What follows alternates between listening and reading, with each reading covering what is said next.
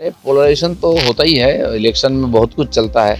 ममता बनर्जी ने जिस प्रकार मोतवा लोगों को राजनीति किया लेकर के, राजवंशी लोगों को लिया, और मुसलमानों को लेकर जिस प्रकार राजनीति की है, अब 15 साल होने जा रहे हैं, लोगों को लग रहा है हमारे साथ धोखा हुआ है, केवल पॉलिटिक्स हुआ है। अब वो अपना कर रहे हैं, लेकिन बाबर का नाम पर या तो कोई भी आक्रांता हो जो हमारे देश का ऊपर अत्याचार किया है, उसके नाम पर यहाँ कोई सौदा नहीं बनेगा, ये निश्चित है। उसका बाकी परिणाम होगा, ज़बरदस्ती करते हैं तो फिर वही संघर्ष होगा, फिर संघात होगा। हुमायूं कबीर कौन सा मौलाना मौलवी है, कौन सा धार्मिक नेता है, उनका जो इतिहास रहा है, अतीत रहा है, वो सबको मालूम है। तो पॉलिटिक्स के बाहर कुछ नहीं करते हैं, इसलिए पॉलिटिक्स कर रहे हैं। अगर मुसलमानों का कोई विकास करना है तो आप नया पार्टी बनाइए, सत्ता में आइए या सरकार से मिल करके मुसलमानों की आर्थिक विकास करिए, शिक्षा की विकास करिए, स्वावलंबी बनाइए उनको। पुतिन ने कहा कि मोदी के नेतृत्व में भारत एक स्वतंत्र राष्ट्र के नेतृत्व दे रहा है, इसलिए India is now one of the fastest growing economy और मेक इन इंडिया सक्सेस हो रहा है। नहीं, बिल्कुल सही है। आज भारत जो दुनिया में अपना प्रतिष्ठा बनाया है, जो सम्मान मिल रहा है देश को, जिस प्रकार हमारे देश की इकोनॉमी आगे बढ़ रही है, हर चौतरफा विकास कर रही है, ये सब नरेंद्र मोदी जी का नेतृत्व में हो रहा है। और इसीलिए रशिया के साथ हमारा जो दोस्ती है वो भी और सशक्त हो रहा है, दृढ़ हो रहा है। रशिया के साथ पुराना दोस्ती है, लेकिन दोनों देश आज आगे बढ़ रहे हैं, दुनिया को नेतृत्व कर रहे हैं, दोनों में दोस्ती भी प्रगाढ़ हुआ है और नए नए जो एग्रीमेंट हुआ है इसमें दोनों का लाभ होगा। राहुल गांधी ने कहा कि अंबेडकर हमें संविधान दिया था, लेकिन अभी संविधान खतरे में है, भारतवासी एकजुट होकर इसको रक्षा करेगा। संविधान खतरे में था जब 100 बार उन्होंने उसका अमेंडमेंट किया है, और अंबेडकर जी ने जो संविधान को बनाया, नेतृत्व दिया है, उनके साथ सबसे गलत व्यवहार, अमानवीय व्यवहार, असम्मानजनक व्यवहार कांग्रेस ने किया है। आज संविधान और देश का स्वतंत्रता, इसको लेकर कोई खतरा नहीं है।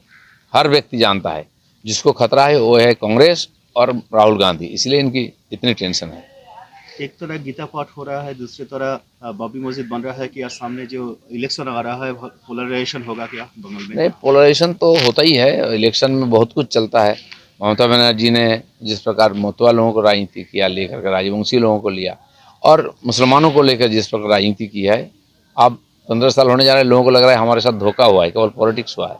अब वो अपना कर रहे हैं, लेकिन हमें भी कहना है कि कोई मस्जिद मंदिर बनाने में कोई मनाही नहीं है, लेकिन बाबर का नाम पर या तो कोई भी आक्रांता हो जो हमारे देश का ऊपर अत्याचार किया है, उसके नाम पर यहाँ कोई सौदा नहीं बनेगा, ये निश्चित है।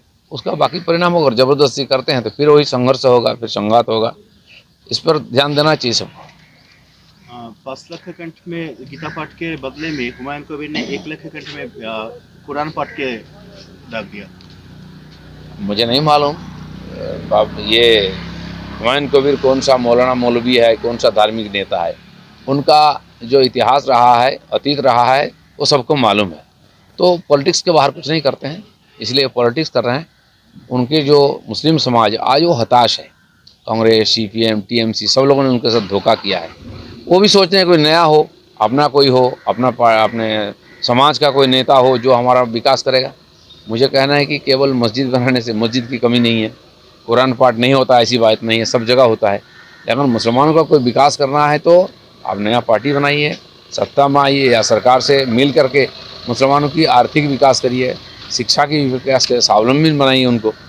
आज क्राइम बढ़ रहा है, मुसलमान समाज सबसे ज़्यादा, एंटी नेशनल एक्टिविटी मुस्लिम लोग, और बाकी जो आतंकवादी गतिविधि हो रही है वो मुसलमानों के अंदर ज़्यादा है।